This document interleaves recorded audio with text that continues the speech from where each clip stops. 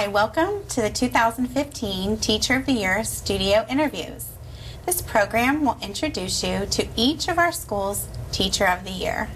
Hi, I'm Paige Jerome. Let's get right to it with our first teacher, Heather Nesbitt from Fort Pierce Magnet School of the Arts. Hi, Heather. Hi. Thank you for joining us and being with us today. And we also have with Heather her principal, Jackie Lynch. Thank you for having us. Nice to have you, Jackie and Heather. And we'd like to first of all congratulate you on your award. Thank you for very being much. Teacher of the Year, Fort Pierce Magnet School of the Arts. That's awesome. And we wanted to ask you, where did you attend school? And, if you could just tell us the grade and the subjects that you teach at Fort Pierce Magnet School of the Arts. I teach first grade, Okay. and I teach all subject areas. All subject areas, yep. Do you have a favorite? I really particularly enjoy math No. with the Okay. children. Okay, terrific. And as far as your background, where did you attend school and what was your program of study? I went to Wittenberg University in Springfield, Ohio, and I studied elementary education with a minor in creating the arts. Okay, terrific. And what is your favorite part of teaching? I know you said you like the content of math within your day, but what's your favorite part about?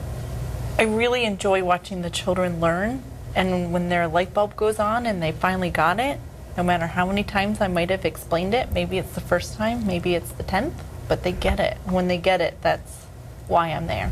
It's a magical moment. It's very magical. Affirm every day all the work that you Yeah. and the children have put in. Yeah. That is magical. And how do you, at Fort Pierce Magnet School of the Arts, how do you infuse technology into your first grade classroom? I'm very lucky I have the CAV system in my classroom, so I tend to use it through math, and I project the children's work onto the screen, and so therefore they can follow with me, or I can do other examples, or I can pull up a video from United Streaming or clip and show that to introduce and launch into the math lesson. For writing, a lot of times I use it with the thinking maps and creating maps with the children, or get them started on something and let them then finish it on their own. Okay, terrific. And I know that that's new to you as well, too. That's a new piece of technology, the CAV system, right? You just recently?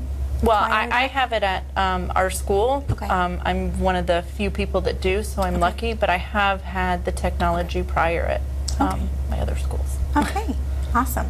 And have you always known that you wanted to be a teacher? Yes. Okay. So tell us a little bit about your story with that. I remember as a little girl, I used to set up all my animals and Barbies and teach them. And I would have old teacher manuals that other teachers knew that that's what I wanted to do and would give to me. And so I would make my lessons for the children and for my students and teach my animals. And sometimes my brother got stuck in there too. He was a good sport. Sometimes I did it with friends when they came over. That's great. That's fun. And along the way, was there someone specific that inspired you? There To be a was. There's teacher? a couple of people in my life. There was a teacher I had in high school that was a fantastic math teacher, and he just, math actually was very hard for me, and he just found any way, every way, in order for me to understand it. And if I didn't get it one way, he went back and did it again. If I didn't get it that way, he went back again. And that was huge. And do you see, because I know you said you love to teach math, so do you see with some of the kids that you work with that same kind of pattern where you're able to now, inspire them for that math too? I do. I really do. There's a couple in there that definitely don't learn the traditional way with the first time and understanding it. So I do go back and start again, and by the time we're done, there's several colors of marker on their paper because the different ways we've gone through it, but they get it, and that's all. I don't care what the paper looks like. I just want to know that they understand it. Right, that they have it, that they can tell you how they got to And that. there's the magical moment. Absolutely. Terrific. And we have a lot of new teachers coming in every year. I know all schools have an influx. And what advice, just for your experience in the classroom, would you offer to a new teacher coming on board? To relax. It's okay. It will get done eventually. Maybe not that day, but it does get done. And I'm very much a team player. It takes all of us. I can't do any of this by myself.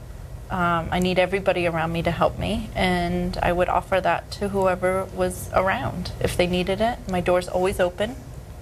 Yeah. Great advice. So people don't always put themselves out to ask for help. So you're right. Just really letting them know that we're here for you, and asking for help is a great thing. Absolutely. Yeah, that's how we all learn from each other. And Mrs. Lynch, when you visit in Heather's classroom, what do you see and hear? Miss Nesbitt is a teacher from the day I met her. Energized, motivated. Before school started, we met, both being new to the school, and she was there every day for hours with her mom, with her family. And I thought, wow, you know, she's really dynamic and energetic, and I loved that about her immediately. And then stepping into the classroom, it resonates calm, safety, motivation. There's nothing that a child can do that's ever wrong in the room. If there's something that needs to be corrected, it's done with positive praise and support. And she's our Kids at Hope liaison. So you see Kids at Hope in her as an adult, as she interacts even with other staff members, and most certainly with the children. Her delivery of instruction is specific. It's articulated in a way that everybody can understand it. And it's funny to hear her talk about a teacher that inspired her, which I hadn't heard before, because that is what she does for other people. If they don't get it, she'd find another way for them to get it, and another way, and another way. So it's funny to hear she is exactly presenting in the classroom what she admired in her mentors. So she is a teacher's teacher, and I'm so honored to have met her and to be on her team. That's excellent. Sounds great. I can't wait to be able to come in your room sometime. I know I've met you several times, so I look forward to that opportunity. And also, I know you mentioned she is the Kids of Hope liaison, and tell us just what that involves as far as your role and your responsibility for that role outside of your classroom. Well, I really try to just really not only say it, but do it, be it, act it.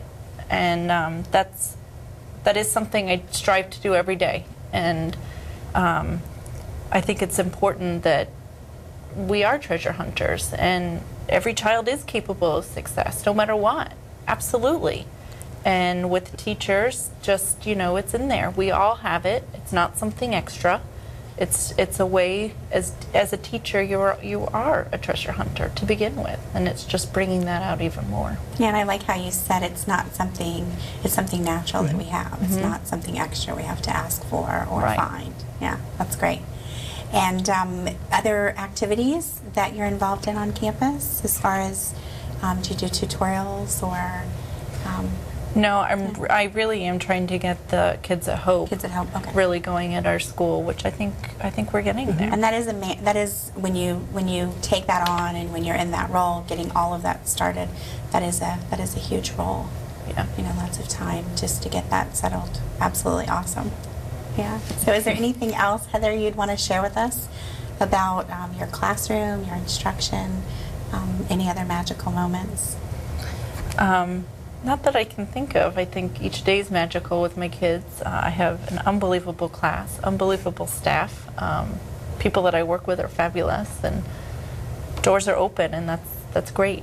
Going and asking for help and sharing, and a lot of collaboration. A lot. Yeah, you can't do it by yourself. No, exactly right. And what about you, Jackie? Well, just this morning we had a parent who was also subbing and stopped in. She said, I know I have to go to work into the classroom, but I have to tell you, I love my child's teacher, and I love the school, and she will be in the school for many years to come. I was like, can I ask who the teacher is?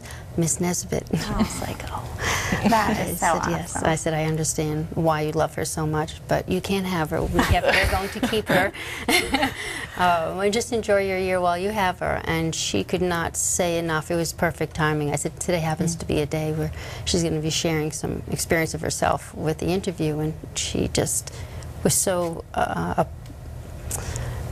couldn't find the words of how appreciative she was that she set a foundation truly of a hopeful foundation that this child will be successful throughout her educational career, and it was because of her. Oh, that's and her so kindergarten wonderful. teacher, I'm sure, whomever that was, because this is a very well-adjusted child, and the mother so appreciative to have had such a rich background of teachers in her life. Yeah, and to be able to be that impact, that role that you have so early on at 5 or 6 years old, to be that teacher, that's such a privilege to be able to have that. So that's awesome.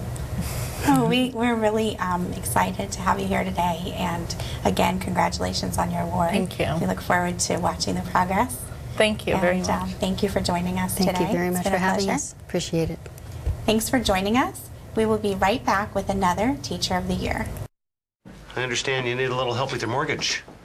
Want to avoid foreclosure. Candy? Well, you know, you're in luck. We're experts in this sort of thing. Mortgage, rigmarole, whatnot. Why don't we get a contract? Who wants a contract? Here you go, Pete. Thanks, Betty. Brought a toner. If you're facing foreclosure, talk to the right people. Speak with HUD-approved housing counselors free of charge at 888-995-HOPE. Welcome back to the 2015 Teacher of the Year Studio Interviews. Now, from Westwood, we'd like to welcome Maureen Greenberg, Teacher Hi. of the Year from Westwood. Thank you for being with us, Maureen. Thank you for having me. And also Ucola, Barrett-Baxter. Thank you for also joining us. You're pleasure. Maureen's principal, so Yes. we're happy to have you here with Maureen today as well. Thank you. And we'd also like to wish you congratulations on your award. Thank you very Ms. much. Greenberg, it's an honor to have you here today. Let's start by introducing your grade levels that you teach and the program that you teach at Fort Pierce Westwood. I teach culinary arts. I think you can tell by my jacket. And my grade levels are 10 through 12, usually. And I've been teaching there for 10 years. Okay, terrific. And where did you attend school? Well, I went to the Culinary Institute of America for culinary school. And I also went to Miami University in Ohio for restaurant management. Okay, terrific. So restaurant management program of study. Excellent. And what is your favorite part of teaching in the culinary program? Well, I really like exposing the students to different types of foods because a lot of the students haven't had a lot of the different items that we cook. So that's exciting to see them try new things. And I love the hands-on in the lab. That's my favorite part every day, is getting them in the lab and actually cooking and the hands-on activity. So when you have your class, how does that work as far as your time in the lab versus time in the classroom? For I this? would say it's about 60-40, 60% in the lab and 40% in the classroom, because I need to introduce, a lot of times I use instructional videos to introduce the topic, or we do book work, and then we go in and practice. So we go in the lab and practice several times That's in great. order to perfect the skill. So there really is a huge part of this program is completely hands-on, which is awesome. Yeah, Kids it's- probably love that. They do. They like moving around, being able to move around. They love cutting things up, and so even washing dishes they don't complain about too much. Yeah, sure. I'm sure it's engaging. And how do you, I know you mentioned a couple ways that you start with some videos. Are there some other ways that you wanted to share or even elaborate on that part of technology that you use? Well, we try to support the reading and writing that are goals at the school. So we try to do a lot of that, describe what you did in the lab. So a lot of times I'll have a bell ringer describe the procedure. What was the soup procedure that you did yesterday in the lab? So we do a lot of that, and then when I introduce a topic, a lot of times we'll look in the book and read a little bit and look at pictures of what they're going to be doing, and then I'll show a video of a chef actually doing it. So everyone likes to watch the Food Network. Sure. So, you know, the kids actually enjoy watching the video, and then we'll go in the lab maybe the next class, and it'll usually take most of the 90 minutes to execute. I was thinking about also what you mentioned with writing, and for writing, there are lots of ways that, like you had mentioned, the descriptive writing, looking at getting into different genres. So that definitely does network right back into the reading and the writing part of the classroom. So I'm sure that your language arts teachers, your intensive reading teachers, and those support people really appreciate that being part of the culinary Well, curriculum as well. Well, and it's important because, and also math, because if you work in the field, you do a lot of food costing. So we do a lot work with fractions and trying to double recipes, and the students don't even realize they're using math skills. And so then they see how it actually applies in the real world. Yeah, that's terrific. I mean, I can see just now, just with the conversation of how many aspects of the curriculum you can touch and embrace with the culinary arts. That's pretty True. neat. Science too. Science too, absolutely. And when you went through your program, did you pretty much always know that you wanted to be a teacher when you were in the culinary program, or? Well, it's interesting that you say that because I was in the industry for 26 years, and I had my own restaurant, and I was trying to think of what to do next. And I always liked training in the industry, training the employees. So I thought, well, what about the teaching aspect? And I've actually taught longer than I've had any other job. I really like it. It seems like a really good fit for me. That's great. And again, having that real world piece before you came into the teaching too, I'm sure that's an asset too. Really helps. Sure, absolutely. And inspiring probably for some kids that are thinking that might be what they want to do as well. I have a fairly good percentage that either work in the restaurant industry now or that want to go to culinary school or work after they get out. So that's exciting too. Very exciting, absolutely. And along that way, was there someone that inspired you to be a teacher? I knew a teacher, actually the chef at Centennial High School, and I had met him before, and he was talking about how much he really liked it, so that was what interested me in starting to pursue teaching. Yeah, terrific. Just sharing some ideas. Sometimes you never really know. That's true. Yeah, that's terrific. And there's lots of new teachers coming in, and I'm sure across content-wise, and also new people coming in to teach culinary. What advice would you provide for new teachers? You have to stick with it because it's hard at the beginning. You don't know about your timing. You don't know what will engage students, what will work and what won't work. So I would say there's a few new culinary teachers at some of the other schools, and I say, well, try this. Just stick with it and don't give up, because the first couple of years are hard to figure out how it translates from where you came from in the industry, how it's going to translate into the classroom. Sure. And so many other people involved in the classroom as well. Correct. It's not just yourself or maybe a team of 2 or 3 people. It's what are the sizes of the classes for the culinary? 25 to 30 in each class. So that is a large group when you're doing a lot of hands-on things. Yeah. Exciting though. Yes. And Miss Baxter, when you observe working with Miss Greenberg, what things do you see and hear in the culinary environment or in the places that she brings that to on campus? Well, usually when I walk into the culinary arts room, I see groups of students.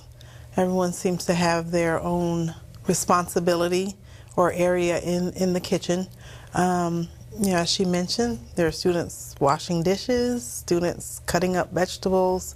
So there are various stations for students to be able to get experiences in all aspects of the culinary field. And I was kind of imagining that as you spoke, and now you just kind of brought my visualization up front, because I was imagining probably stations, because I haven't been in the culinary room, so that's pretty neat. So they can really become semi-experts in areas, have a good foundation in all areas, and see what they like best, or well, and we cover different units too. So when we're doing poultry, for instance, they learn how to break down the chicken, and then we use the various parts. So one time they'll be breaking it down, and then what could we do with the breasts? What could we do with the thighs? Okay, great. Great. And when you think about, again for Miss Baxter, other activities that you see Miss Greenberg participate in, what comes to mind? Well, I mean, there are several opportunities for students to apply what they're learning in the classroom in real-life situations. Just recently at Westwood, we had a delegation that came to visit from Nigeria. And part of their visit entailed them having lunch that was prepared and served by the students in the culinary art department. And so those students prepared all the food, they served our guests, and then naturally with all of that comes cleanup. And so we had that opportunity recently, as well as the district's culinary showcase that Westwood participated in as well. So there's certainly several opportunities for our students to apply their knowledge in a real life setting. That way, when they go out and they decide, you know, this is something that I want to do as a career, they can go to any facility, restaurant, banquet hall, and be able to say, yes, I have those experiences to bring to the table. So. Yeah, and I think it really makes our Westwood kids in that program very marketable. Absolutely. I mean, to say that Absolutely. they've had such an awesome foundation and they have, you know, different units that they've been able to really delve into, and the fact that they could do something for the visitors too. That was probably an honor. I'm sure that was an exciting day. It was great, Yeah. yes. Do you have any moments that you could think of that you'd want to share from that day? Or? Well, I think the visitors themselves were pretty impressed. That was the best part, is that they were really excited about interacting with the students and couldn't believe that the students actually had made everything. And so it was nice to see the interaction of the guests, the visitors, with the students. Oh, that's great. Great. Excellent.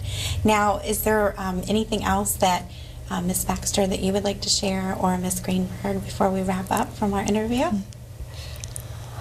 I can't think of Well, you anything. guys shared a lot of fabulous things. I have such a great image of, and I'm at Westwood quite often, Right, so I'm going To to stop definitely in have for to lunch. stop in. Absolutely. Yeah, we serve lunch 4 days a Oh, week. you do? So, yeah. Okay, that sounds great. And as she mentioned earlier, it's cuisines from all over the world. Wow, okay. So you never know what you're going to get. Nice, nice, and that's so great. Another exposure, like you had mentioned at the beginning, for kids just to have that appetite for different things and learn about how you could prepare differently, different cultures and foods. Right. What is there something new coming up for this week, or Well, we're focus actually meal? tomorrow we're cooking African cuisine. Okay. So we're doing different parts. We're doing a grilled and marinated chicken skewer from South Africa, and then we're doing tabbouleh. Okay. We're doing pecan diamond. So we try to pick recipes that reflect, you know, the different sections of Africa. So that's what we're doing tomorrow. Right, well, I'll definitely stop in. Great. That would be fun. That would be fun, and we really appreciate both of you joining us today. Again, congratulations on your honor of Teacher of the Year for Fort Pierce Westwood. Thank you very much. Look forward to watching the progress. And thanks for joining us. We will be right back with another Teacher of the Year.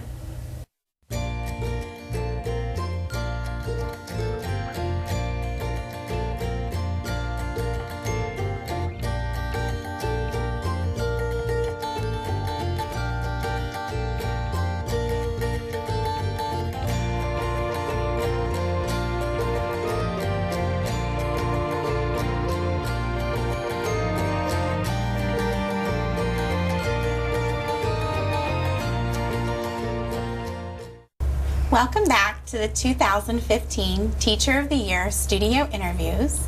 Now, from FK Suite, we have Cynthia Langle. Hello. Welcome, Cynthia. Thank you. And we also have Cynthia's principal, Juanita Wright. Welcome, Juanita. Thank you. It's nice to be with you both today. We're delighted to be here with you And today. congratulations on your fabulous award. Thank Teacher you. of the Year award. Let's start, Cynthia, with just introducing us about yourself and the grade that you teach at FK Suite. I originally started in second grade, and then I got moved down to first grade.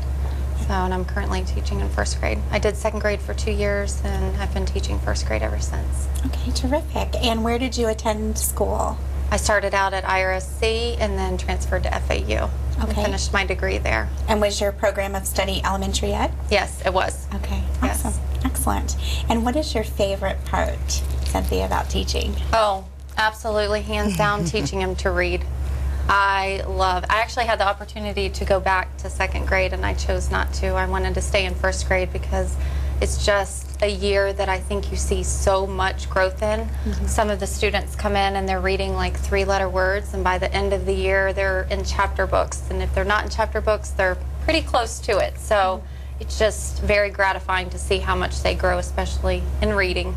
In first grade, definitely the Yes. widest range. You can just see it's magical when you Oh, I watch that love it. happen. I do. agree. I love first grade as well. And when you think about your classroom, how do you infuse technology into your routine? Technology actually fits into every single subject that we teach. With reading, they go to a computer center every single day. They spend about 15 minutes there. and they get to do programs such as Destination Success, aerobics, Think Central, programs like that, that really just help them develop their reading skills. We also use it during math. We have a smart board in our room, so the kids are actually able to go up and use virtual math manipulatives. So they're actually able to drag like cubes and circles, and it just helps them with addition and subtraction. We've used it in writing.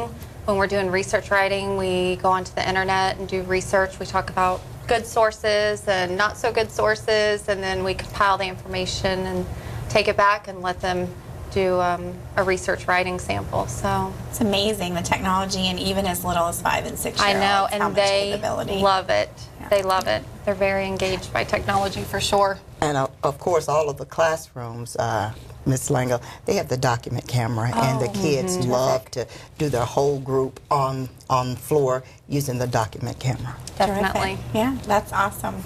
And what about your pathway? Have you always known that you wanted to be a teacher? I knew from a very early age that I was destined to be a teacher, for sure. I did. My mom was a teacher. Okay. And at FK Suite. And in the same classroom that I'm in. Same classroom. First grade. So I started out just kind of being in the classroom with her very young, like putting stickers on papers. And then we went to, I help her grade papers. And then bulletin boards. So many bulletin boards I did for her. And then once I got probably about 17, 18, I would actually go in and volunteer and just work one-on-one with students. And I knew it may take me a little while to get there, but I knew I would eventually become a teacher. And now her mom volunteers in her first grade classroom that's with awesome. her students. Yes. I told her I served my time. It's her turn to come back and serve back. with me. I was just thinking what a great bond, too, to have with your mom, to have that same collaboration that you can share. Absolutely. In that field. That's pretty special. Yeah, it is. Neat. So I'm sure when I ask you the question about who inspired you to be a teacher, it No was doubt about it. Absolutely. My mom. Be your mom. She, just watching her over the years, just so dedicated and just absolutely loves the children. In thinking back over the years, I remember one situation that she had. There was a student that she knew didn't have enough food at home. So she would bring food in to him to actually take home, in the evening, so that she knew that he was being fed. And it's just that type of dedication. It really, I guess, was just such an inspiring part for me, just watching her. And she just showed me the type of teacher that I wanted to be.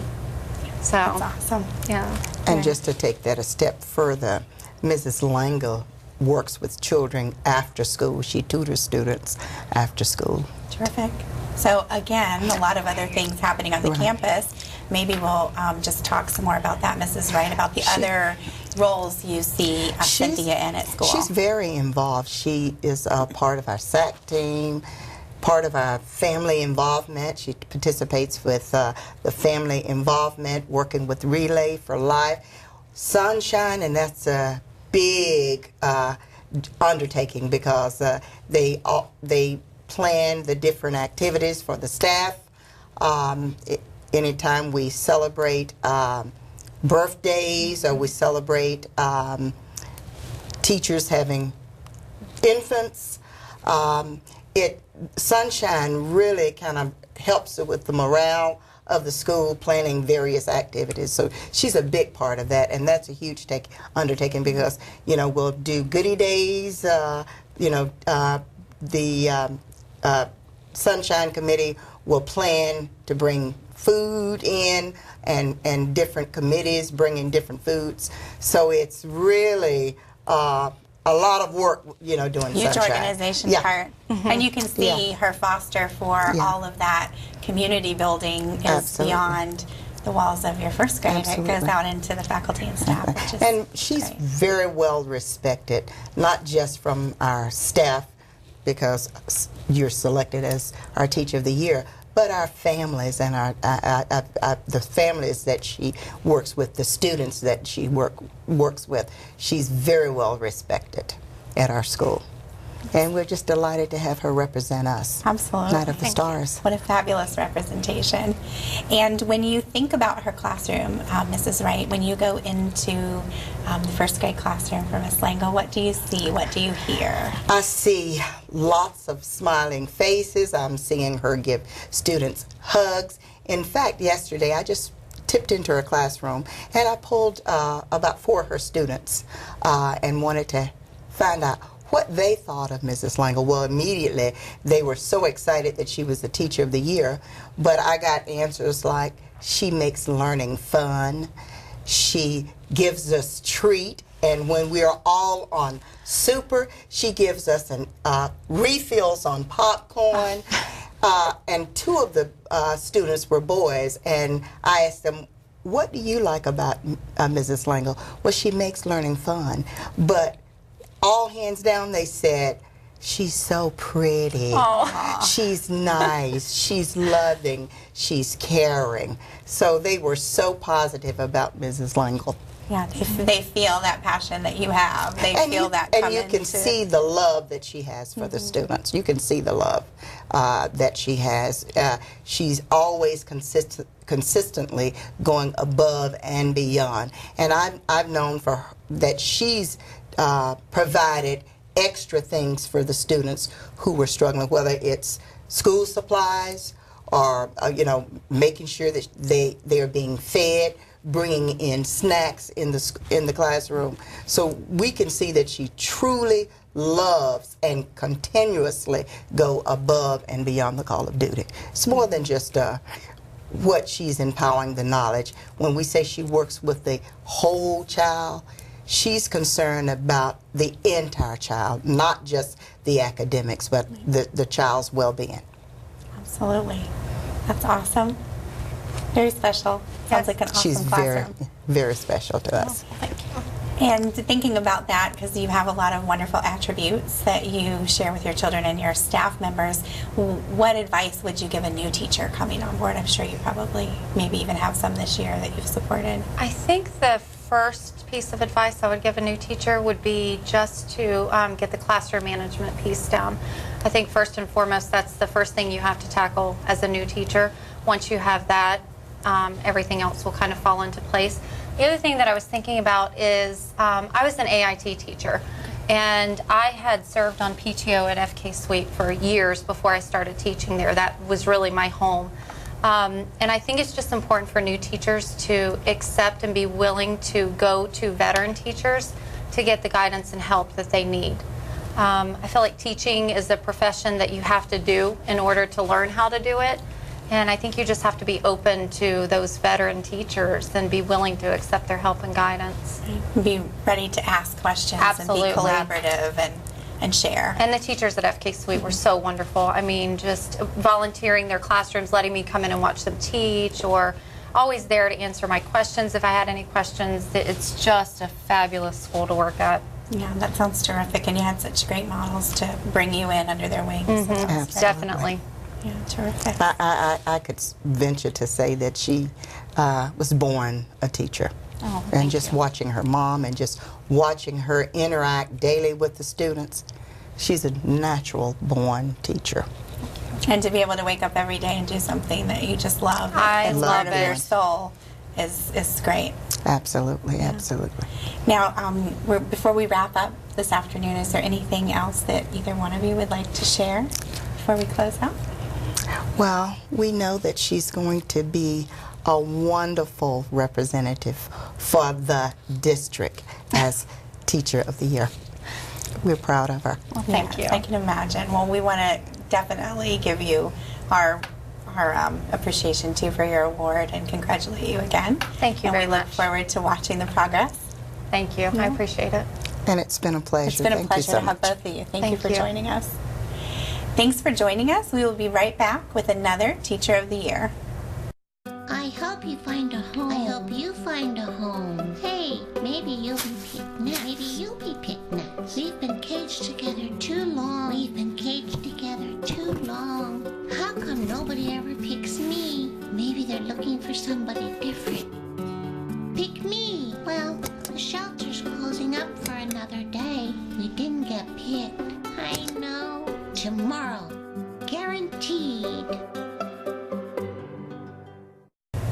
Welcome back to the 2015 Teacher of the Year Studio Interviews. Now from Lakewood Park, we are welcoming Jennifer Lusardi. Hello. Thank you for being with us, Jennifer. Thank you for having me. And we also like to welcome Dianne Young, Jennifer's you. principal from Lakewood Park. We appreciate both of you being with us today. Thank you. And first and foremost, we want to congratulate you, Jen, Thank you. on your award of being Teacher of the Year. That's outstanding. Thank you. I'm really excited to learn more about your classroom today and just talk to you a little bit. With that, why don't you go ahead and introduce us to what grade and what subject areas you teach. Okay, I'm a first grade teacher at Lakewood Park, and I'm general ed. I teach all subject All areas. subjects. And do you have a favorite part of the daily routine that you enjoy? I enjoy the morning time where we do our reading, our daily reading routine. I incorporate Daily 5 into my classroom, and doing the centers and being able to work one-on-one with my kids in small groups is the best part of my day. So I get to know them better. Yeah, see the magic in a first grade classroom during that part of the day. Lots of different parts of the day, but that's a favorite of mine too. And where did you attend school for college? I went to St. Joseph's College on Long Island in New York. Okay, and was your program of study? It was child study, elementary education. Child study. Yeah. Okay, excellent. And what is your favorite part of teaching in general, just being a teacher? Just the kids. This is my favorite part. I mean, being able to see that light bulb come on and know that they've learned something from you and they're going to take that with them is the best part of being a teacher. Yeah, and lots of opportunity of that in first grade for sure, right? See a lot of those light bulbs in first grade. And probably right now? Especially right now. This time of the year is the best time. You know, it seems like they're gone for 2 weeks for the Christmas break, and you know, some of them were having some trouble before they left, and they come back and all of a sudden they get it. That's exciting. So it's fun. Great to come back from a renewed break and then also have that too. It's a double bonus. It's fun. Yeah. It's great. And when you think about technology, how do you infuse that into your daily routine? I'm a huge technology person. I put it in any aspect of my day that I can. My classroom management is done using technology. I have the timers and things like that for my centers. They hear it. They move. It's all set on the computer. Oh, wow. I've used PowerPoint with first graders. I've even used PowerPoint with kindergartners. I mean, it takes a lot more of me working with them and doing it together as a class, but I've created PowerPoint presentations with children as young as kindergarten, and I love to put technology in there. It's a fabulous shared experience. Almost a lot of those things we used to do with our whiteboard or our paper that we used, chart paper. We used to have all of our now a lot of things iPads we can do. And projectors, and my iPad is attached to my head. I always have it with me. That's even the kids, can I, what are you doing on there? Yeah, that's good. They tactile. They love that. Yes. Exactly. And then have you always known that you wanted to be a teacher? Yes, far back as I can remember. I've always known I wanted to be a teacher. And on your pathway, was there anyone specific that inspired you? I have several teachers through my school career that I look back and say, yeah, that person is part of the reason why I became, but I look back and my 6th grade teacher was probably the one person that really inspired me to want to be a teacher, because I had moved here actually from New York when I was younger, and I was new, and she kind of took me under her wing and made me comfortable and helped me with the transition of coming from there to here. And that was one of the best years I remember. And that's a hard year to transfer to make a move like that. So definitely that must have been an outstanding memory in person. And I remember her that's great. To this day. Yeah. Terrific. So I know that's probably how you welcome those kids when they transition too. It adds to that, building that great culture. And we have a lot of new teachers coming in on board a lot during the year. And what advice would you give to a new teacher coming on board? Ask questions. Don't be afraid to ask.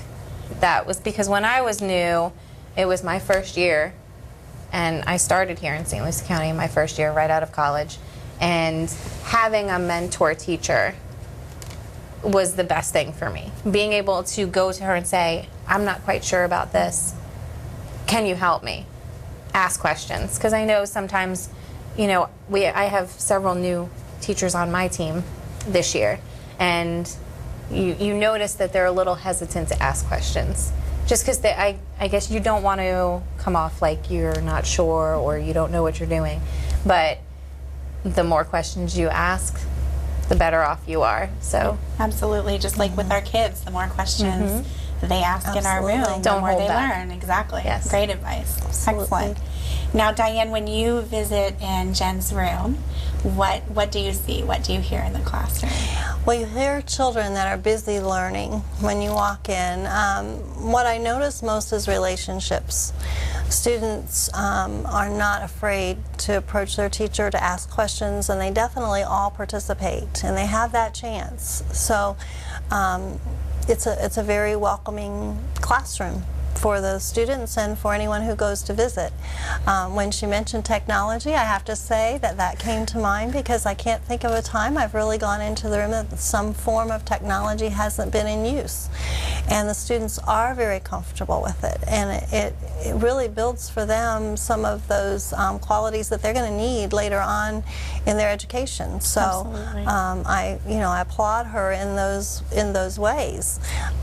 She mentioned other teachers being new on her team, and that's true, and she serves as our grade chair. And one of the things I know is that that puts some more responsibility on you. When you take the time to mentor someone else, you have to give of yourself in order to do that, and I've never found her unwilling to do that. So I see that, because I see other teachers coming to her, maybe observing her in her classroom, getting tips that way.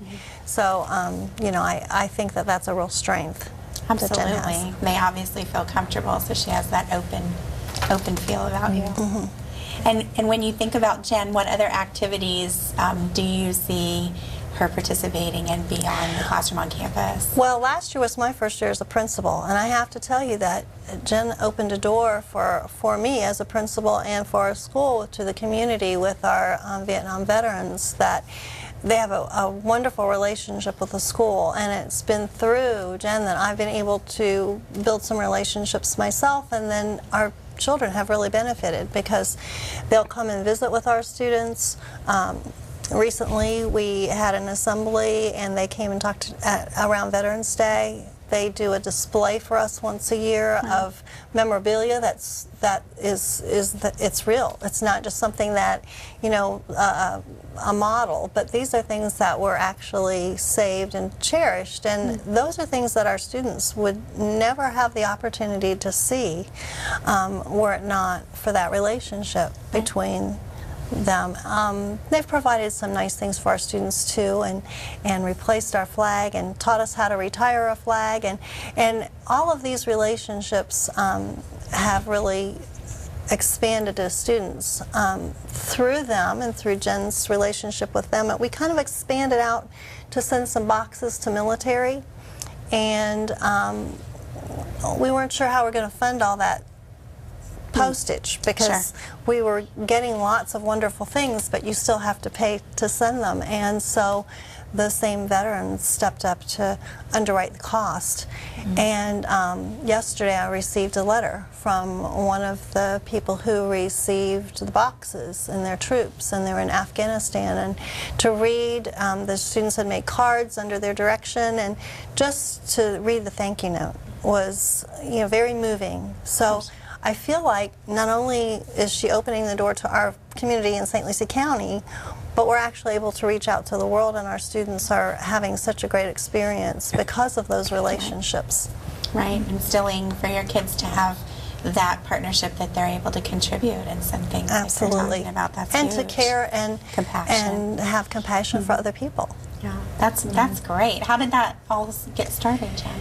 A number of things. My brother was, when I first started teaching, my brother was actually in Iraq, stationed in Iraq, and we took a bed sheet and we made an American flag with the kids' handprints for the entire kindergarten. I taught kindergarten at the time, and we mailed it to them, and they sent us a picture of the platoon holding up the flags. I still have that hanging in my house. And that kind of started it off. We started with that, then we did letters. You know, the next year I would do care packages, things like that. And then I became involved with the Vietnam veterans. I volunteer with them on occasion. And it started when one of the third grade teachers was having a discussion with her class about Veterans Day. And some of the kids weren't too sure about what Veterans Day meant. And she came to me because she knew I had a relationship with them, and she said, would they be willing to come out and speak to our students? And that was about 5 years ago. And they've come out every year since. And they do, around Veterans Day, they do a speech. It started with 3 guys. Now they're up to, what did we have, 8 this year? 8 or 9 guys came out this year. Nice. And, you know, they talk about what their position was in the military and what it was like to be in Vietnam, and then they'll take questions from the kids. And I've seen over the years the questions just progress, you know, and it's amazing what the experience does for those kids. And it's something that most of them, they don't have any relationship with. And so it makes them want to ask more questions, and it's just gotten bigger and bigger as time has gone on. What a special project that's so evolved from.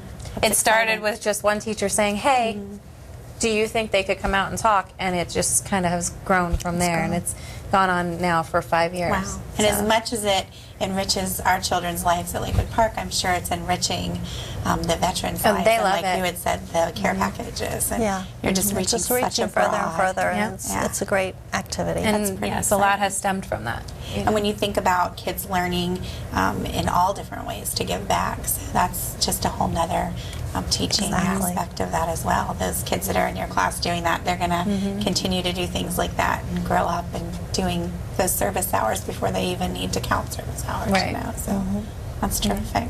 Yeah. Awesome. Now, is there anything, before we close this afternoon, is there anything else you'd like to share with us about your classroom? So many wonderful things we've heard already. Just, you know, I've been in this county now 11 years, and every year it gets a little bit better, you know, with my experience with the kids, and I truly enjoy what I'm doing. You know, these kids definitely make it worthwhile when you see that you've made a difference. That's magic. You feel it. That's part of it. Yeah, you can tell. I can feel the passion and the love that you have for your kids. That's awesome. Thank you. And Ms. Young, anything you'd like to add? I would just say that, you know, I never think that teachers toot their own horn very well, and sometimes we are hesitant to talk about the things that we do, but I want to thank you, because I see her as a leader on campus, and that's you know, that's so important that we have each other for support, to learn from one another, to grow, and to share with one another, and to be willing to step outside of my little comfort zone of my 4 walls of my classroom and get involved in the school as a whole.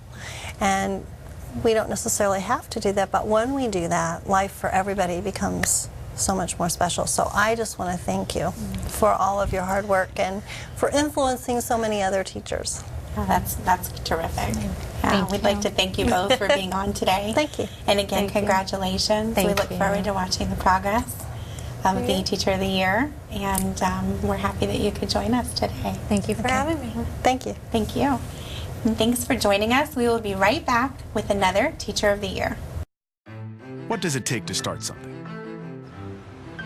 A little time. A little exercise. A little laugh. A little adventure. A little help. That's all it takes to make a big impact. As he always talks about, he had people in his life that really helped him out, and he wants to be that person in my life. Just like he is, I was like that at 14. I know exactly what it means to be a 14-year-old guy. I think that's why we have a good relationship. It's fun and cool and nice. You get to see like how personality develops. Our friendship is good. At Big Brothers Big Sisters, a little bit of your support can go a long way towards making matches like these happen. Start something today at bigbrothersbigsisters.org/startsomething. Welcome back to the 2015 Teacher of the Year studio interviews. Now, from Samuel Gaines Academy, we have Kristen McCrae. Hi. Thank you for joining us, Kristen. And we also have Ms. Traci Wilke, principal from Samuel Gaines. Good afternoon. How are you? Good. Thank you, Traci, for coming and joining us, too. And first and foremost, we'd like to congratulate you on your award for your Teacher of the Year. Thank you. Congratulations. You're welcome. We're glad to have you here. And why don't you introduce yourself, tell us about the grade and the subject that you teach at Samuel Gaines. Okay. My name is Kristen McCrae. I was born and raised here in Fort Pierce, went through the St. Louis County school system. I'm now teaching 6th grade science at Samuel Gaines Academy. Okay. And have you been at Samuel Gaines for a couple of years? I've been at Samuel Gaines since the 2nd year. Okay. Okay, terrific. And where did you attend school, Kristen? To attend college Yes. at IRSC. Okay. Now IRCC. I'm sorry, IRCC, which is now IRSC. Okay. FAU and FAU. Okay, terrific. And was your program of study?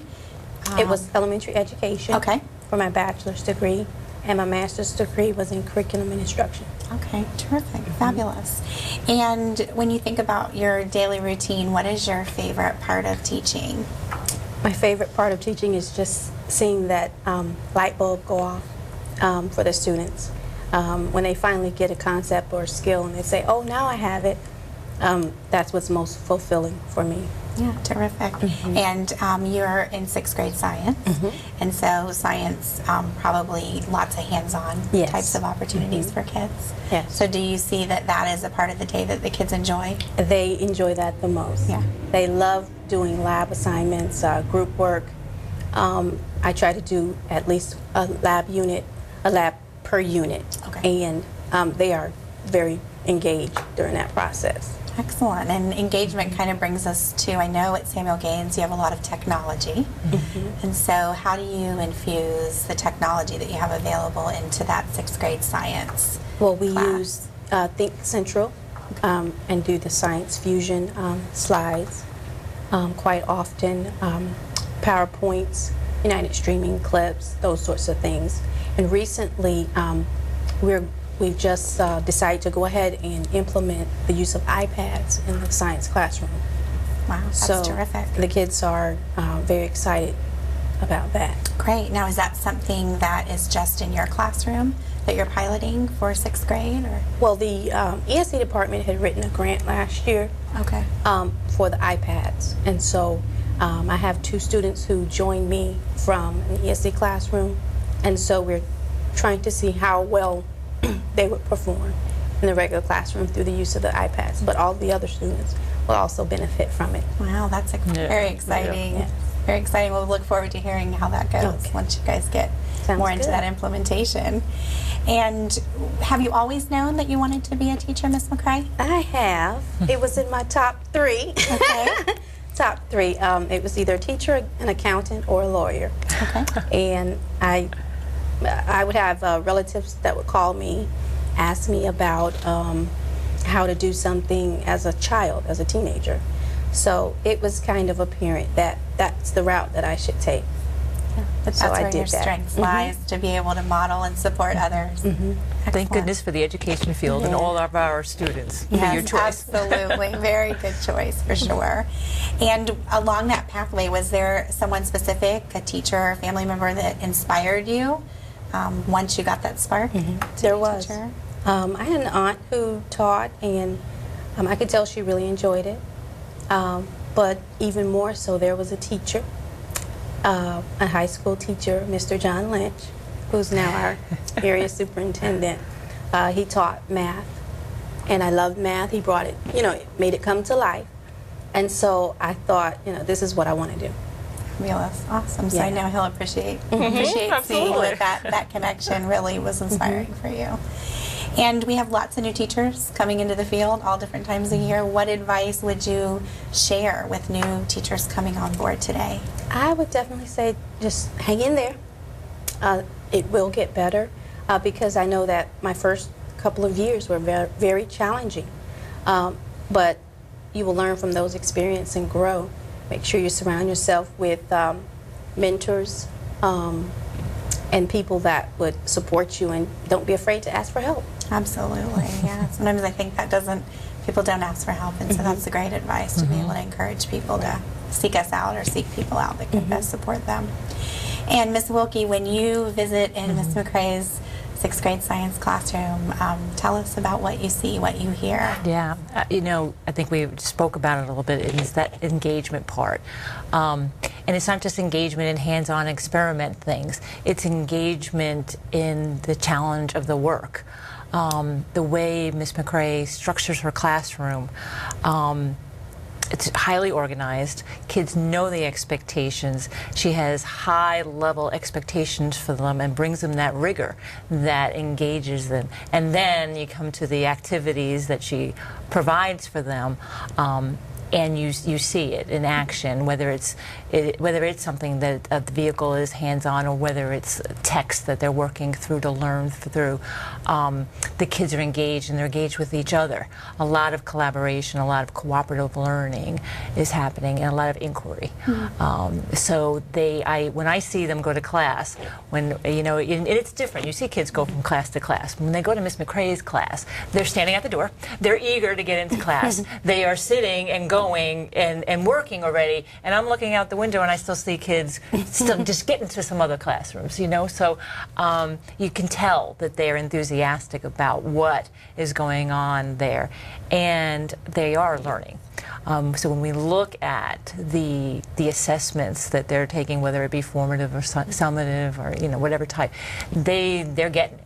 They're learning it, and that's where the satisfaction comes from for themselves as well. Sure. It's so exciting to see 6th graders with their interactive notebooks and being able to take notes and refer to them and use those study skills and strategies that are being taught along with the content of science. And science can be hard for a lot of kids at that. When you get into 6th, 7th, and 8th grade, those concepts are really hard. So absolutely. To have them lining up the door ready to go is really phenomenal. Absolutely. Yeah, to Ms. McCrae's credit, so that's awesome. Yeah, that's what I'm saying. It was a good choice. Absolutely. Thank goodness. And when she said accountant, I thought, no way.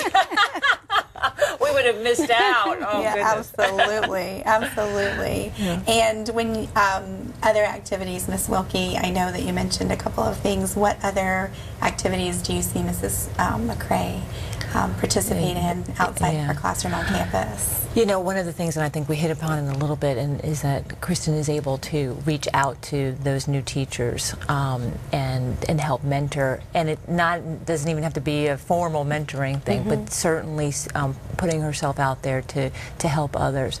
The other activity that Ms. McCrae is really involved in is we are an AVID school. And so, and we're trying to grow AVID school-wide. So we have an AVID site team that meets consistently. Kristen's part of that and is helping us provide professional development and support teachers in utilizing those strategies in their classrooms. So that's really a huge undertaking, and having us continue to grow that program is really, And to be responsible on that leadership level, that's absolutely such an asset to be able to share what you know and what you offer to your kids with the teachers every day. Yeah. That's fabulous. Now, is there anything else before we wrap up for our interview that either one of you would like to share, any additional information that maybe we didn't ask? No, just that we are so proud to have Kristen McCrae as our Teacher of the Year, and I think she is just a great ambassador for all teachers in the field of education, and congratulations. Thank you, Ms. Wilke. Yes, congratulations. And it was a pleasure to have both of you today and get an insight into Ms. McCrae's room and the fun things that are happening. So we thank you for being here. Thank you for having us. Yeah, we wish you well as we watch progress. Thank you. Yes. Thanks for joining us. We will be right back with another Teacher of the Year. I understand you need a little help with your mortgage. Want to avoid foreclosure. Candy? Well, you're in luck. We're experts in this sort of thing. Mortgage, rigmarole, whatnot. Why don't we get a contract? Who wants a contract? Here you go, go, Pete. Thanks, Betty. Right a toner. If you're facing foreclosure, talk to the right people. Speak with HUD-approved housing counselors free of charge at 888-995-HOPE. Welcome back to the 2015 Teacher of the Year studio interviews. Now, from Lawnwood Elementary, we're happy to have Ashley Parker. Thank you for joining us, Ashley. And also Dianne Jackson Harris, Ashley's principal. Thank you, Ms. Harris, for joining us. Oh, thanks for inviting us. It gives me a great pleasure to talk a lot about Ashley. We're very excited, and we'd like to congratulate you on your award. Thank you very much. I'm very humbled about it. Well, we're excited to get a light into your classroom and your practices today for you to share that with us. You're welcome anytime. Okay, awesome. So, Ashley, tell us about the grade and the subject areas that you teach at Lawnwood. I teach third grade. Do math, science, social studies across the board. Teach everything. I don't teach them. I say they teach me every day. I go and learn more from them than I think they get from me. But I really enjoy third grade. There isn't a better grade than third grade. Oh, that's awesome. And how long have you been in third grade? This is my 4th year teaching and my 4th year in third grade. Okay. And have you been at Lawnwood all 4 years? Okay. Yeah, right out of college. So we have a lot of third graders that have had been recipient of your awesome instruction. So that's very cool. Okay, and when you think about your day, what's your favorite part of teaching? Oh, hands down math. The kids are like, it's math time. We can see it in your face. I get so excited. We get on the floor, we do manipulatives. I play with them, we sing, we dance. Like right now I'm teaching them geometry, karate, and they're loving it. I love teaching math. I could just get my hands dirty with math. But I love teaching across the board, but math would probably have to be my favorite part of the day. Now, for all of those interactive kind of infusion into math, do you have certain ways that you find those resources, or? I had a very intensive student teaching, and a lot of that prompted from that. But I've learned over the years, each year the kids are different, so I have to change it up a little bit. So each year I just start with what I had and add on or take away, depending on the kids. Yeah, sure, what they need and what's customized. So every year your kids are different. So. Absolutely. And when you did your internship, where did you go to college? I attended Emporia State University, which is in Kansas. Okay. A little town in Kansas. Great school, though. Excellent. And was your program of study elementary ed? Yes, it was. Okay, awesome. And you have a lot of technology at Lawnwood. So how do you infuse your technology into your daily routine?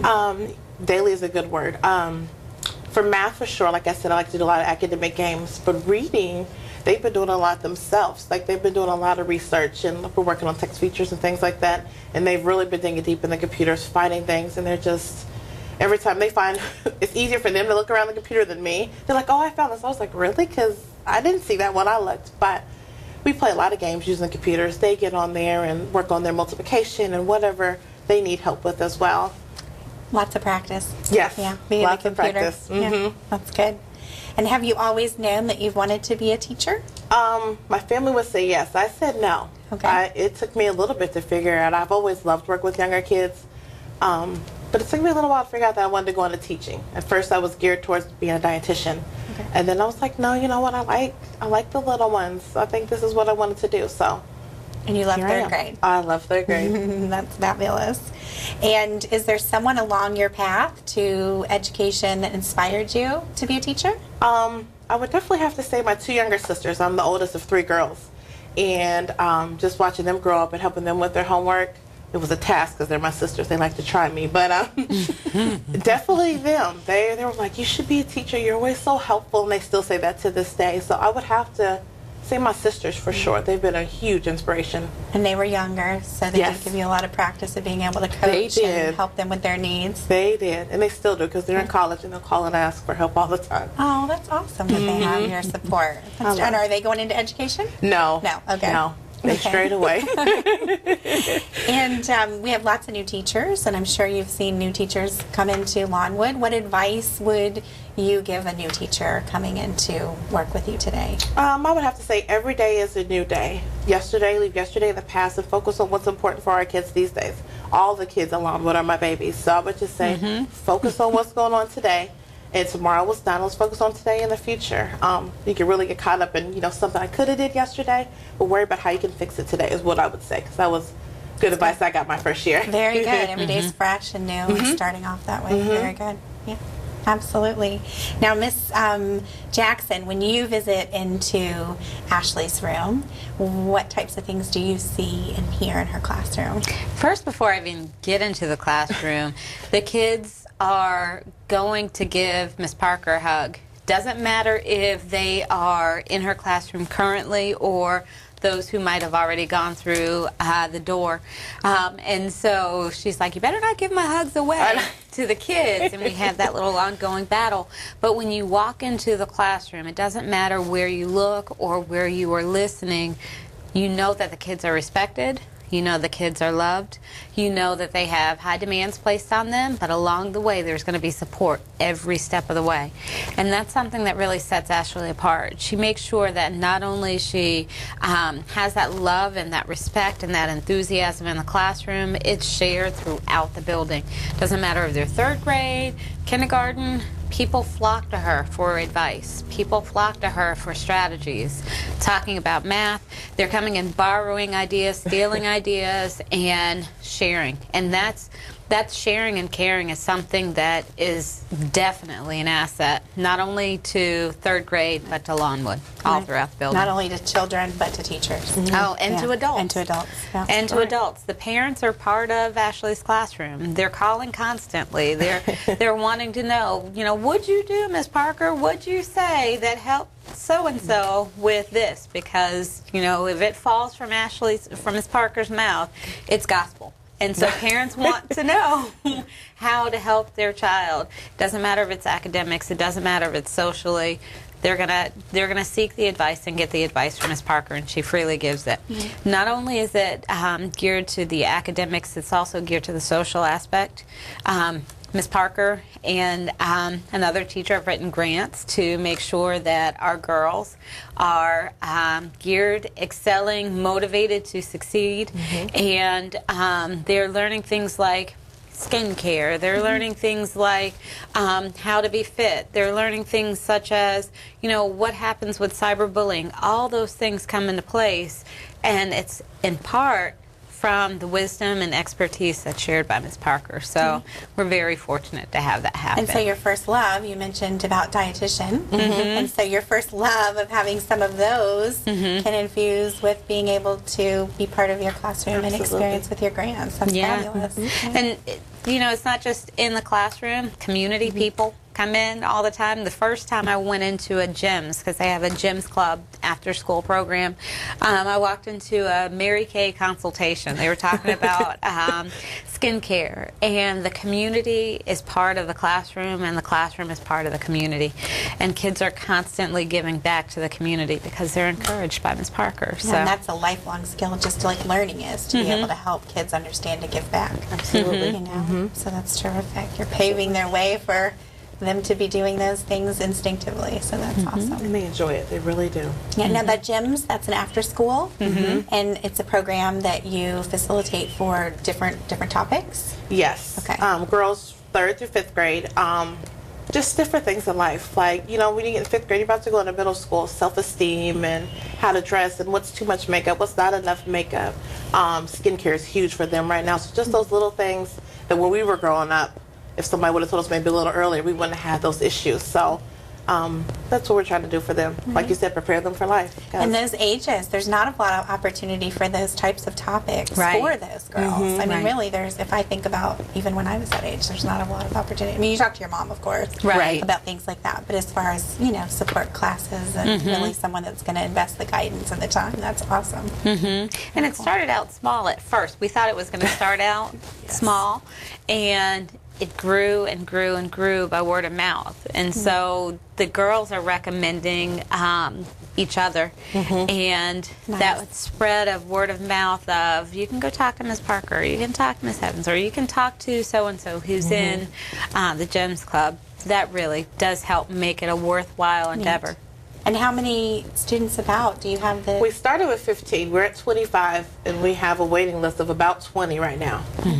So by next year, we'll for sure be saying 50 at least. Because the girls that are in this year will continue on next year. So it'll be a trickle-down process. So there's a lot that want to join. Yeah. And are you looking for people to be able, if they have a strength in that area, to donate their time or their Oh, talent? absolutely. We would welcome that in for sure. Because that's good to know, too. If people don't know that it's happening, maybe you have someone that works with face care. Or, that would be great. That would be great. Okay, good to know. Put that little plug out there for you. And we know you do obviously a lot of other activities, so that is one of our conversation points here is the other activities that you do on campus. Ms. Jackson, are there any other highlights that you'd like to share? I know we just had a huge one. That was one, but it continues on not only Monday through Friday.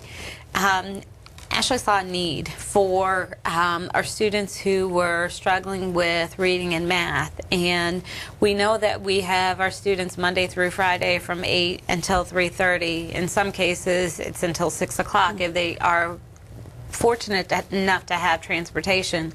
But what happens on the weekend? What happens when they're not able to get the help and support? And so Ashley has started a Saturday Academy to help with our students who are gearing up for FCAT. And third grade is such a critical year. And so it's open to 3rd through 5th graders, not limited only to Lawnwood teachers. As a facilitator, Ms. Parker has tapped into the talents of others who want to give back and want to be able to help our kids be successful. And so, I mean, it's just ongoing. And if there's a need, Ashley's like, okay, can I write a grant for this? Or can I contact this person to have this happen? So she's definitely an asset at Lawnwood. Absolutely, making lots of things happen. Yeah, changing, like you said, not only the kids in your classroom's lives, but the kids of all Lawnwood. That's amazing. Yeah, a tribute to you, Ashley. Thank you. That's fantastic. Thank you. So, and is there any other highlight that you'd like to share before we close out for the interview? No, I just love those babies. I do everything I do just for them. Yeah, I can tell. I can absolutely tell. And, you know, feeling the presence and, of course, what Miss Jackson, all the highlights that you've shared with us have been incredible. So I wish you a lot of success. Thank you so much. Both with your classroom, your after school, and the Saturday, because I know that that's going to be really cranking up right now for the next several weeks. So. Yes. And we look forward to the progress. Again, we congratulate you on your award. Thank you. Thank you. We look forward to seeing the progress of the Teacher of the Year. And thanks for joining us. We will be right back with another Teacher of the Year. Imagine what you'd see if every child had a book to read. So the mission is for us to get a book to each and every child. So let's join hands, book people unite, unearth hidden passion. Come on, we'll have a good time. One book could be the first element, helps to change a life. Book people unite. Read to a child today and spark a lifetime of ambition. Welcome back to the 2015 Teacher of the Year studio interviews. Now, from Port St. Lucie High School, we have Shay Lotus. Yes. Welcome, Shay. Thank you. Nice to have you here today. Thank you for having me. We also have Shay's principal, Bridget Hargadine. Thank you, Mrs. Hargadine, for joining us as well. Very honored to be here. We're happy to have both of you here. And first and foremost, Shay, we'd like to congratulate you on your award. Thank you very much. Yes, that's an honor, and we're very excited to share a little bit of a light into your classroom today in your instruction. All right. Go ahead, introduce yourself by telling us about the grade and the subject that you teach. I teach juniors and sophomores, and I teach world history, pre-IB world history, and history of the Americas, which is part of our IB program at Port St. Lucie High School. Okay, terrific. And where did you attend school for college? I graduated from the University of Texas at El Paso, known as UTEP, which is the home of Glory Road for those people that have never heard of that school before, probably, on the East Coast. But I graduated with a degree in history and a minor in education. Awesome. Terrific. And what is your favorite part of teaching? There's a lot of favorite parts that I have. Seeing the growth every day of my students is one of the most exciting things. I like that teaching presents new challenges every day, and I get to compete against myself to constantly improve. And I enjoy the most the most rewarding experience about teaching is in May when I get to see my students graduate and walk across the stage. Fantastic. And you get to see ones that you've had before as well. Right. Yeah. And how they've changed over the years and matured. That's the cool thing about high school. Very neat. And how do you, in your history content, how do you infuse technology into your classroom routines? I've known around campus as the techie whiz, so I like to integrate technology as much as I can. I believe that technology is the key to being competitive in the global marketplace for the kids in order for them to be prepared. So I use it integrated into my lessons. I use all kinds of different methods. I use it to monitor my students, track their success, track their progress, and I use different applications. I use an application called Nearpod, and I also use an application on Edmodo, and I have Nooks that I wrote a grant for last year that I received from the St. Lucie County Education Foundation. So I get to use tablets in my class for research purposes and for those applications. Great. So you have things that kids can check out or be a part of a cooperative group. You have enough tablets to be able to have a shared project kind of application? Okay. I have 12 available. So one for every 2 students, and they get to interact, and I get to have immediate feedback as far as what are they working on, which is really cool because I use Edmodo.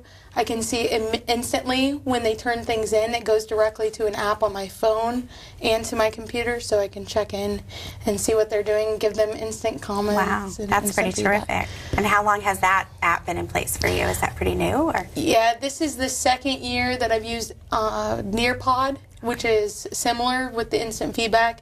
And this is my first year trying out Edmodo, and I had a class website before, but Edmodo has been awesome. I'm so happy to have that as And can you just think of one thing that comes to mind that maybe feedback from your kids since you've had that implementation?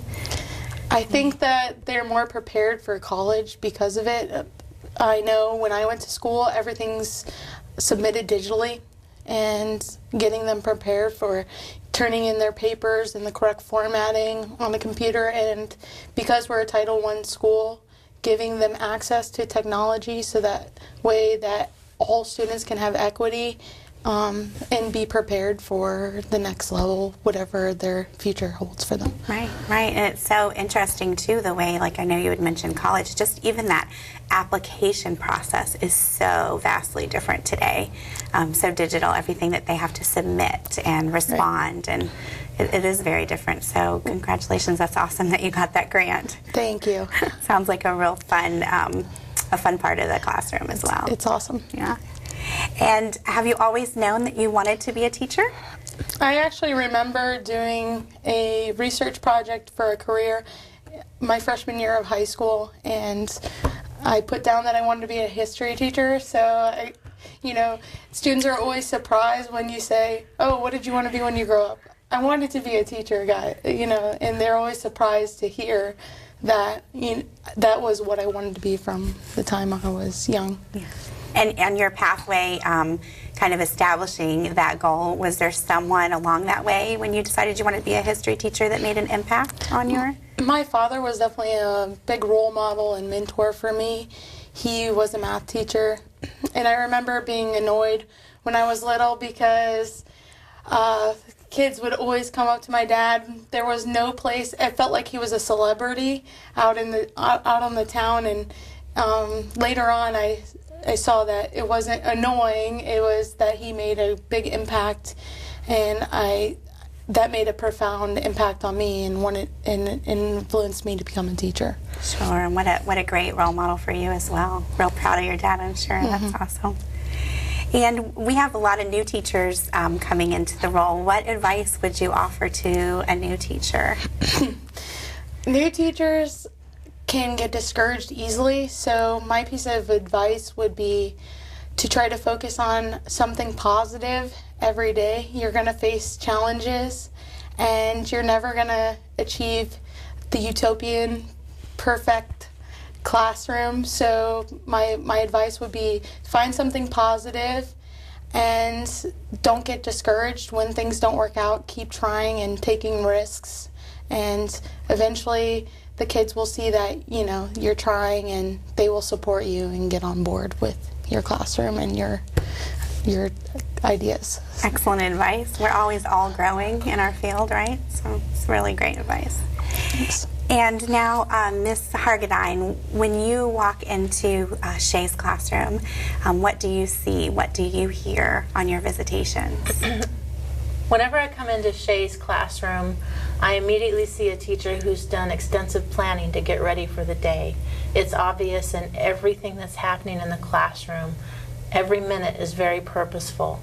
From using technology to give instant feedback to her students, to identifying goals and scales in the classroom and making sure her students are understanding where they are in their own learning. She's the kind of teacher that is a lifelong learner herself, and the minute she learns a new strategy, she looks at new research, she's implementing that next strategy in her classroom. When I go in, I'm looking at Kagan structures being put into place so that she can group kids in order for her students to get the most out of a classroom discussion and reach into critical thinking skills that they need in order to talk about history. She's very good at and adept at using thinking maps in order to help her students deal with cause and effect, compare and contrast questions, and all of that comes into play as she leads them into document-based question strategies with her students. She's very aware that our students need to be able to read at a high level in order to be prepared for college, and she's using primary source documents in order to help them understand the world in which we live and understand history. Her love of history and her caring for the kids is apparent in the classroom with her rapport with her students as well. That's awesome. I can feel that just by the conversation and you sharing what happens every day in your class. Thank you. That's wonderful. And what other activities, Mrs. Hargadine? I know you mentioned a couple. I know probably she's in leadership as well with helping others use those same resources, the questioning and the technology. What other activities do you see Shay participating in on campus? Shay is fully invested in everything that happens on our campus, and if there's an activity going on, I'm going to find Shay at that activity, whether it's staying after school and being involved in our athletic program through softball, or it's staying after school to do some tutoring with her students after class.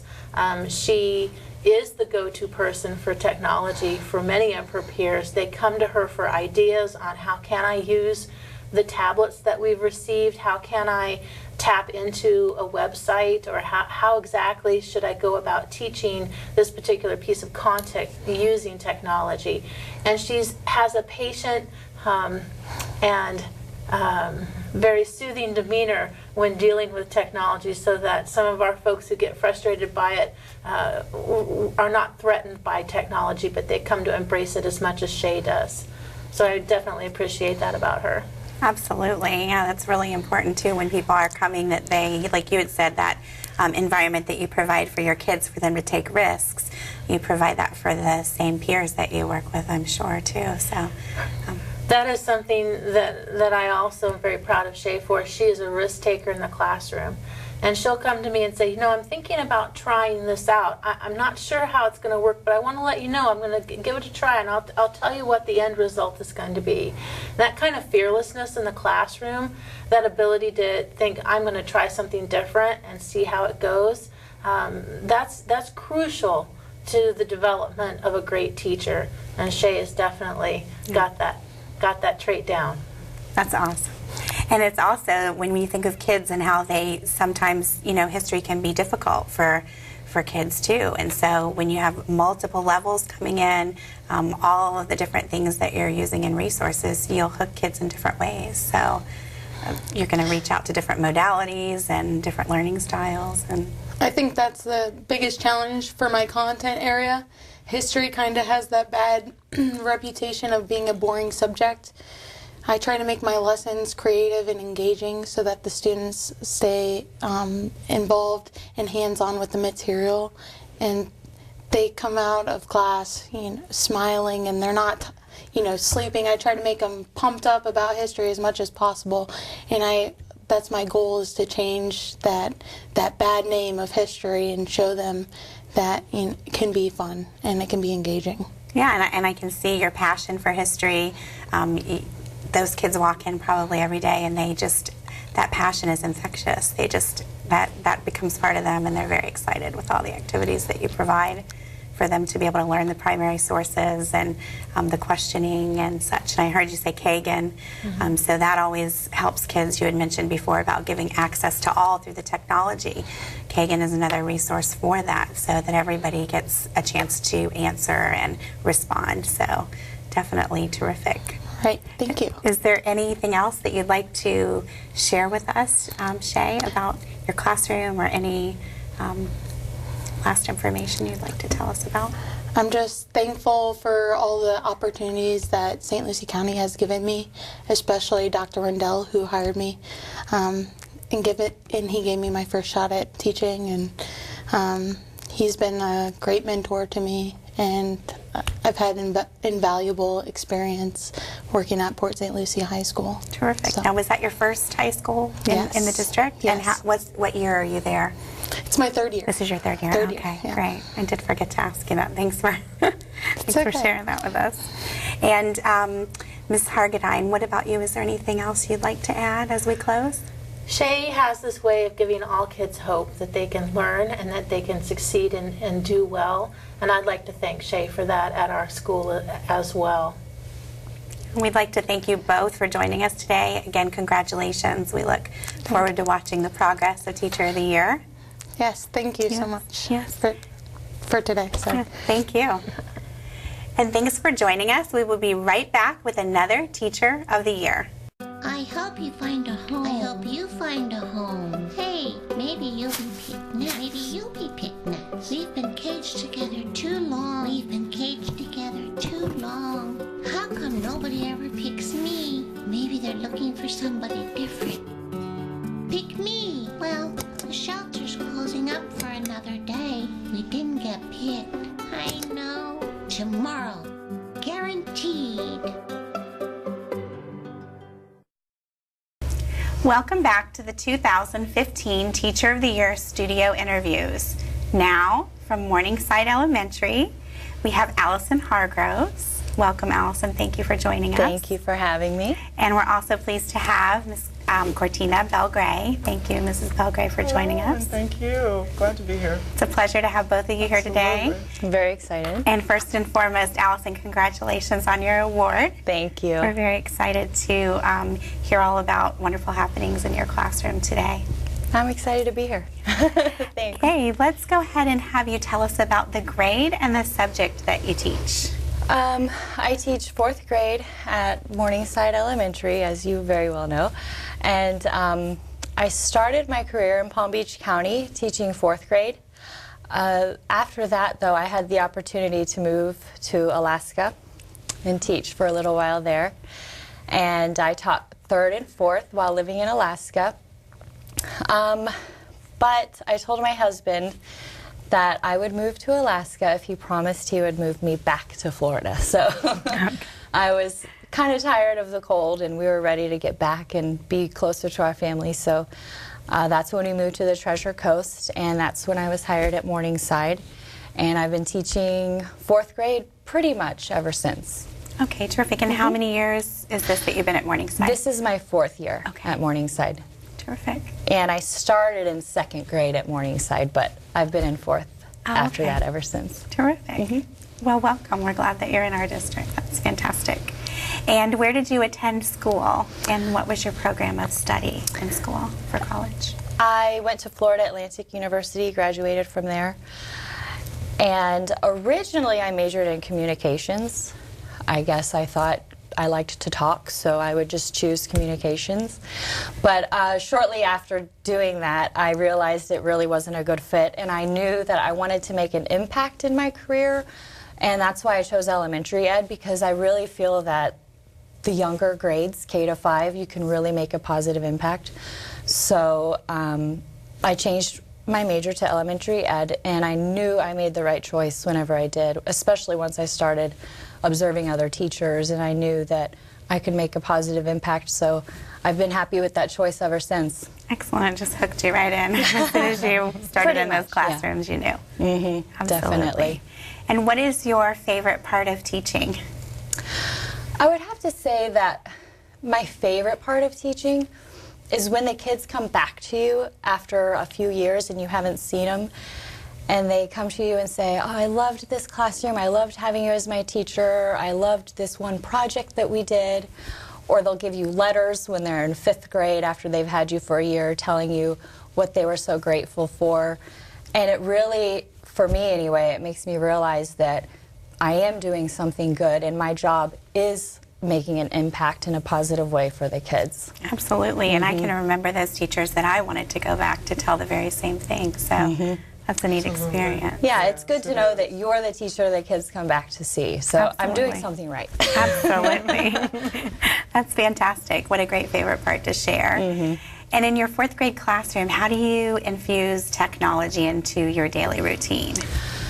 Well, I'm pretty fortunate that I have a teacher laptop that I can always connect to my document camera at any point of the day, which I do probably in every single lesson throughout the day. I plug it in to show the kids something. I remember last week we were reading a story called Antarctic Journal, and the story talked about the southern hemisphere and the northern hemisphere and the northern lights. And when I mentioned the northern lights, the kids had no idea. They had no background knowledge whatsoever. So it enabled me to just quickly plug in. At the click of the mouse, I was able to show them all of these amazing pictures of the northern lights. So in one sense, it's just an easy tool to access that prior knowledge or to help them gain background knowledge.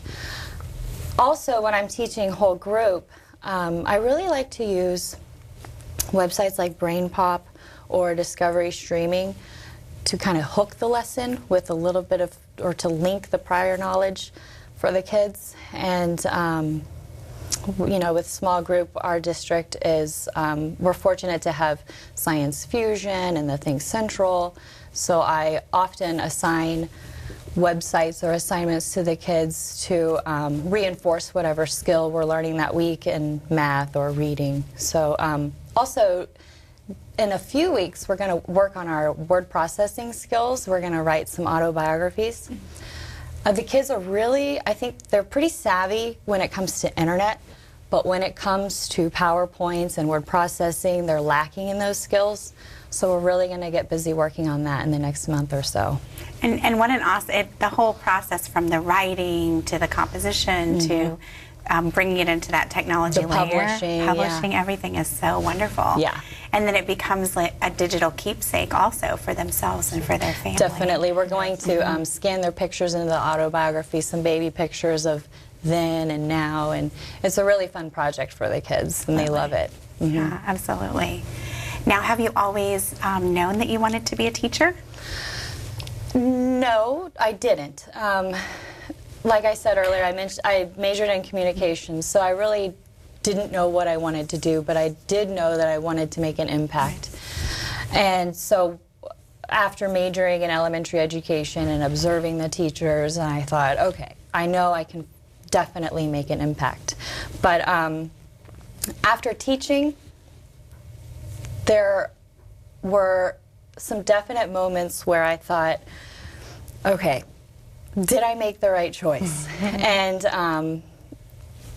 I know there's good days and bad and hard times, but to this day, after 7, 8 years, however long it's been, I know I'm in the right profession. Absolutely, and there's challenges. Challenges just make us stronger in our craft. Exactly, we become better and better and better each year. Absolutely. And along that time from when you switched to communication to elementary ed, was there a leadership person or a teacher or someone along the way that was a large impact on your craft or how you did your lessons, or even just the teaching aspect itself? Throughout my student career, I had plenty of amazing teachers, but there wasn't one in particular that made me want to become a teacher. But since becoming a teacher, there have been colleagues that have inspired me to become better at my craft. I know that whenever Mrs. Belgray asked me to first move into 4th grade from 2nd grade, I was really nervous because of the FCAT rights and writing, and I had never really taught writing in that way before. So I was a little nervous. But I knew that Peggy McBee, she's been teaching 4th grade for a very long time, and she's an excellent writing teacher. So I really leaned on her and her expertise, and she's the one that inspired me to become more comfortable and more confident in teaching writing. And I just leaned on her, and that was the best decision I ever made. Absolutely. Our mentors are priceless. Definitely. And even still, I lean on all of those colleagues. Absolutely. Anytime that you might be teaching 7 years, but anytime you make a shift in your content area or your grade level, you know, that mentor, you need those people all the time. Yeah, absolutely. And so I know that with all the new teachers coming in at different times of the year, and even a lot probably more at the beginning of the year, what advice to new teachers would you share coming into 4th grade or into your school? I think the best advice is to ask for help. And I'm still doing that to this day, is always ask for help, because we're here to help. And in order to become better, you need to ask questions and ask for help. Because I remember that first year out of college, in my first job, I was very nervous, and I didn't want to look like I didn't have the answers, so I stayed in my classroom. And I think that's probably the biggest mistake you can make, is to try to make it appear as if you have it all together, when in fact you really are in desperate need for help. I know that first year is tough, and the only way your students are going to improve and you're going to improve as a teacher is to lean on those colleagues of yours, because they're there for you. And there's a lot of opportunity, I know, in St. Lucie County for, you know, your collaborative planning periods and professional development days, and even after school, I know people are there for you. So great advice. Yeah, at Morningside we do a lot of collaborative planning. We have learning communities, and that's the perfect time to just watch and learn. Absolutely, absolutely, and ask those questions like you had said. Great advice. Now, Mrs. Belgray, when you visit into Allison's classroom, what types of things do you see? What do you hear going on your observations? I see a wonderful learning environment where students are loving to learn, eager to learn, and I know Mrs. Hargroves is always high energy, always hands-on with each and every one of her students. It's very lively in there. You know, she's doing small groups. She's got a lot of transitions going on. She's one of our Kagan trainers, so she does an absolute wonderful job with a lot of Kagan structures to engage her students. And so it's very interactive in her classroom. And when she talks about the technology, I've seen her just grab the laptop and plug it in and let's go take a look at these things. Or if I'm coming in and she's already got the kids on laptops and they're, you know, exploring anything that, you know, they have questions about, or they're unsure of, or like she said, they don't have that background knowledge. So it's a love of learning going on in that classroom, and it's just wonderful to see students engaged, working in teams, asking questions, asking clarifying questions, and she's high energy, so she's all over the place. Absolutely. And it's a great thing. It really is. Yeah, I can feel that passion from you. And when you talk about the Kagan strategies, did you want to share any part of your experience with training, or just how that application comes into your room as well?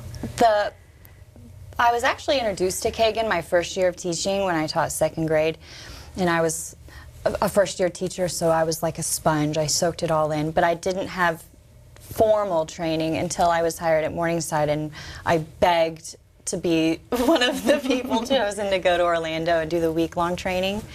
And ever since then, as part of the learning communities for the past 3 years, I was the learning community facilitator for Kagan. And I allowed teachers to walk through and watch me teach a structure to the kids. And it's been great, because as the learning community facilitator for Kagan, not only do you have to know Kagan, but you have to be able to let the teachers understand how well it benefits your students, and it keeps me on my toes. And I just love Kagan because the students are doing the work, and the students are working together while I sit back and facilitate and monitor and make sure that they are getting the information that they need from each other. So Kagan is, I'm the Kagan guru. I love it. Absolutely. And when you talk about students having access to response, it just opens up to where instead of 1 or 2 children responding, exactly, you know, everybody gets that practice. Right. I try to not be that teacher that asks a question and calls on one student. I like to try my best to call on all the students or have the students work with each other to come up with an answer. And that's the best way to boost achievement and to ensure that all students are getting it and working and not hiding. Absolutely. Absolutely. And what a way, one of your goals was to make such an impact. So not only are you making it in lots of lives of 4th graders, but also in peers to be able to offer them, you know, that safe haven to come in and observe and ask questions and do those things that you know are going to help them learn as well. Right. Teaching them helps me to understand it better and keep it in my head. Absolutely. Terrific. And Mrs. Belgray, what other activities do you see Allison involved in? Of course, we just talked about one huge community, which is the learning community effort to be that Kagan leadership. She also is one of our Thinking Maps trainers. She's taken that task on, and her room is full of maps, and she's mentoring and coaching teachers in that area. This year, she is our after-school tutoring coordinator, so this is a new venture for her outside of the classroom and really expanding her leadership skills, coordinating the entire program, which is running about 5 months or so, maybe a little bit longer. Right. So she's adding tools to her tool belt, not only through classroom, but through things school-wide. And I'm so happy to see the growth that she's making because, like you said, not only is she impacting students and impacting her colleagues, but now she's impacting, you know, the school in such a positive way because our after-school tutoring includes grades 2 to 5. Wow. And so she's getting a chance to work with not only multiple students throughout the school, but parents, and community. So I'm really thrilled for her, and it's just very positive results from all that she's doing this year, and she's always eager to grow. So that's what I love about her as well. She'll take on those challenges and meet them head on, and again, if she doesn't understand, like she said, I'm not shy, I will ask questions now. When she was first teaching, she didn't feel so comfortable asking those questions, but now she's, you know, being mentored by myself and the assistant principal because she is looking at doing some leadership things that are outside the classroom, and they're helping to coach her along the way. Fabulous, yeah. So it's just a cycle, being able to be coached and then share that strength and coaching others. So that's terrific. Right. And also this year I've been fortunate to be chosen as the teacher leader for Morningside. And once a month I've been able to come to the district office with Mark Roluski and understand the St. Lucie framework on a bigger scale and take that information and share that with my colleagues as well. So that's been a big benefit. And I think not only has that impacted your teaching in a very positive way, but it also helps to build that climate with your colleagues because you know, there's some pushback and resistance when anybody faces something new. Change. And now that they're hearing it from someone who's in the trenches with them, they're very receptive. And when she says, well, I've tried this, guys, and I'm going to tell you, it didn't work for me, and I had to adjust gears and make some changes and make some adjustments. They're like, oh, okay, you did? Everything that you tried is not perfect the first time, So they see her vulnerability and her mistakes, and they feel like, wow, I can put myself out there because I can be vulnerable as well. Absolutely. And so the buy-in has been tremendous with the Mark R trainings. You already had that rapport and that trust, and so it's real valuable for you to be able to bring that back. And at this point, I have no fears of saying, here's how not to do it, because this is how I tried it, and it did not work. Right. Absolutely. And she's very transparent, and the teachers love that as well. Excellent. Very well. Excellent. Thanks for joining us this week for Teacher of the Year interviews. We will be back next week with more of our Teacher of the Year studio interviews.